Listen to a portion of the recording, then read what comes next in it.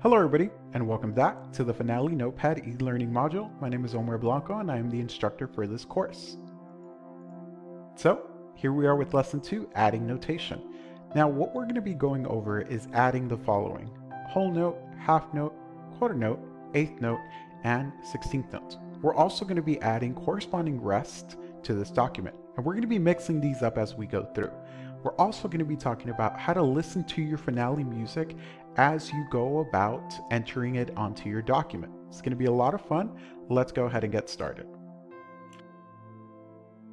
So here I am in my finale notepad document that we created in lesson 1. And the first thing you're going to want to do is familiarize yourself up here with our massive toolbar. You can see we have a bunch of different icons that we can select from. Now, if you're curious as to what an icon is, you can simply hover over it. As you can see, that one's half note, this one's whole note, quarter. So here we have our various notes. This middle toolbar is the one I really want you to focus on for this lesson. Once again, here are all our note types. And if you look over on this side, here are all our rest types as well. So let's get down to it and add some notes to this document. The first thing I'm going to do is click on my whole note. And then as I move my mouse down, you can see I'm prompted to drop this whole note in my staff. So I'm going to go ahead and hover over G, click on G, and it's going to go ahead and place it on there. If you heard that, it plays a G for a brief second just to make sure that you're listening to the right note. Let's go ahead and add one step up, an A right here. You heard it again, it played an A, and let's just go back down to a regular G. So it's as simple as that. If you want to add different notes, again, all you got to do is hover over the one that you want. Now, because we're in 4/4 time and a whole note is 4 beats, finale will not let me add more than what is capable of 4/4 time. So just be aware of that. That's why you hear that Windows error message right there. Okay, so let's go ahead and mess with it some more. Let's make a scale. Let's make a regular concert B flat scale for trumpet, and we'll do it in half notes, quarter notes, and a whole note at the end. So I'm going to go ahead and select my half note, start off on low C, and again you can hear the sound coming through. And then from here on out, again, you know how the notes work, so go ahead and select D, E, and you can hear it going up, F, G, A, B, and let's do a half note high C, and bring it right back down. Again, we're just doing a basic scale.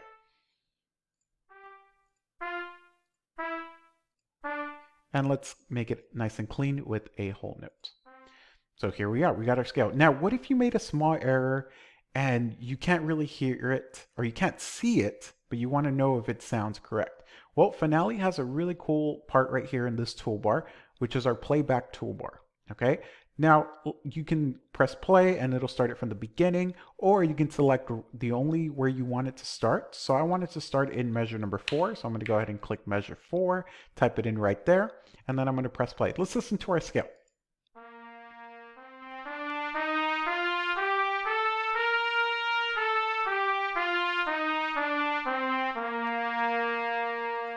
All right, that sounded awesome. And again, Finale will let you do that in whatever tempo you want. So if you want to slow it down or speed it up, right here is our metronome, and we can go ahead and do that. For our purposes, I think we're good with what we just heard.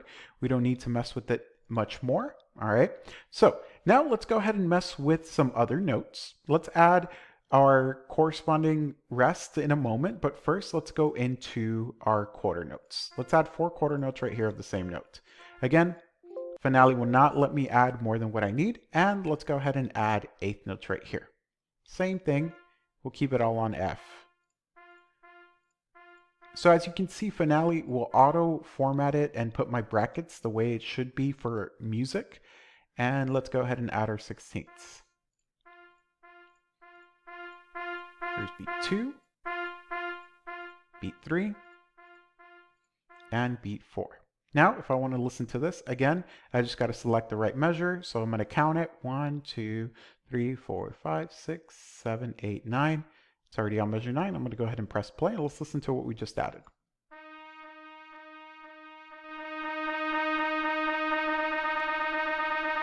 All right, and that sounds awesome to me. So now, Let's do the exact same thing with rest now.